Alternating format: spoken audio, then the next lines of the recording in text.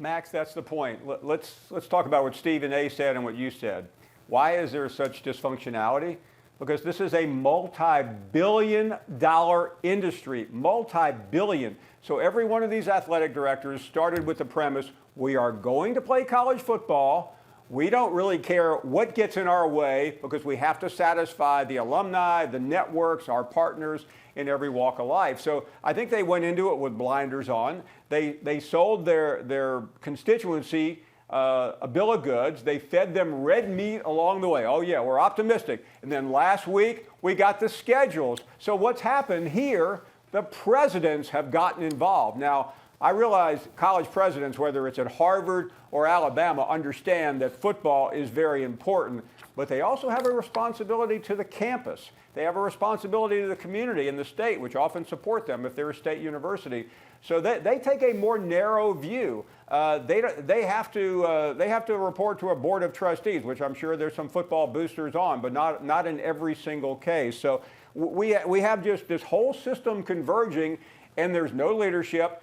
We understand that. I mean, that's a foregone conclusion. But then you have these 5 conference commissioners who are all in it for themselves. They're playing games with one another. They're supposed to be collaborative. They tell us they're going to be collaborative. And then one goes this way, another goes that way. And today, we don't really know what's going on. Here's what I think is going on. The Big Ten presidents are meeting right now. They want to cancel the season.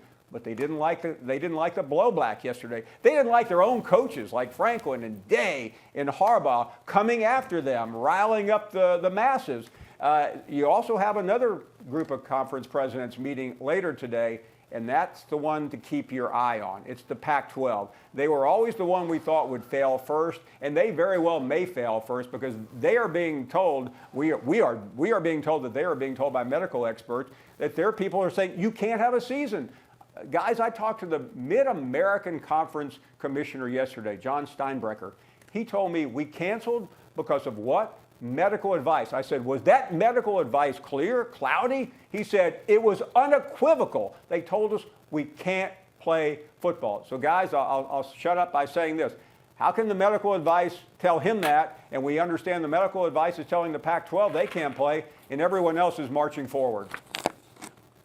Well, let me tell you something right now, and you know what? I'll put myself on a limb on behalf of you, Paul, Max, or anybody else when it comes to calling out the president. I'm not talking about the presidents of the university. I'm talking about the president of the United States. And why am I bringing that up? Because you see the tagline about how he supports the players wanting to play. Well, excuse me, had folks engaged in wearing a mask, had they engaged in practicing social distancing, had they heeded the advice of the medical professionals and listened all of these months, we probably would have a season because the spikes that have taken place throughout this nation would not have ravaged this country the way that it has. And as a result, people would, their level of concern, although it would have been there, it would have been present, would not have been as prevalent as it is today. And some of those commissioners out there, let's call it what it is, Paul, you would know this better than me, not just being the mouth of the South, but being the mouth of football as far as I'm concerned. You know some of those folks were looking at the rallies in Tulsa, Oklahoma, where a whole bunch of people were showing up. You know that they were watching and sitting there, oh, we're not going to, you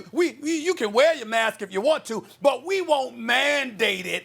All of these things are things that contributed to the lackadaisical attitude, the lack of priority when it comes to approaching this situation with the due diligence that it deserved, and it serves as a contributing factor to what we're looking at right now. So that very president that says he supports the players is largely responsible, in a sense, for it ultimately not happening if it doesn't happen, because you didn't want to listen to the medical professionals. They clearly didn't listen to anybody, and as a result, we are where we are.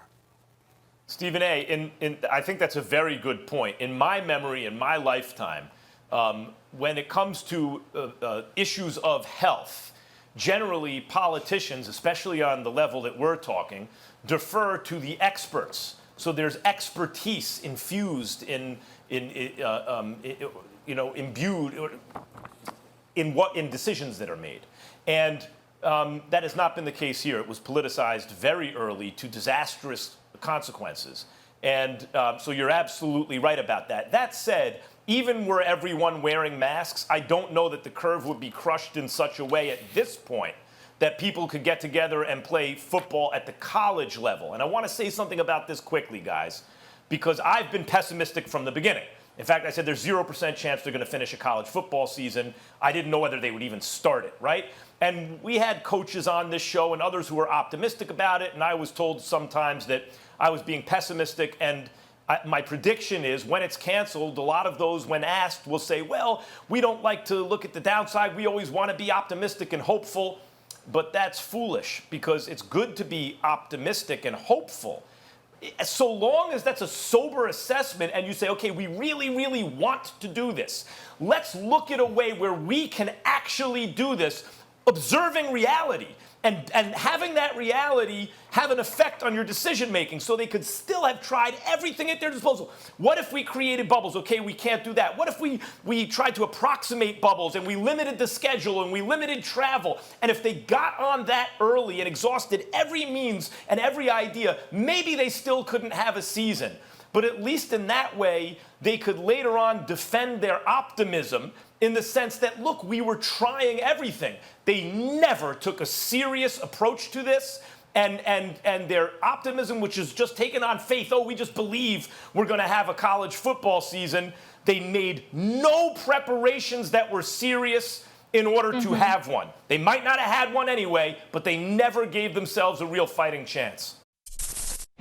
Thanks for watching ESPN on YouTube. For live streaming, sports, and premium content, subscribe to ESPN+.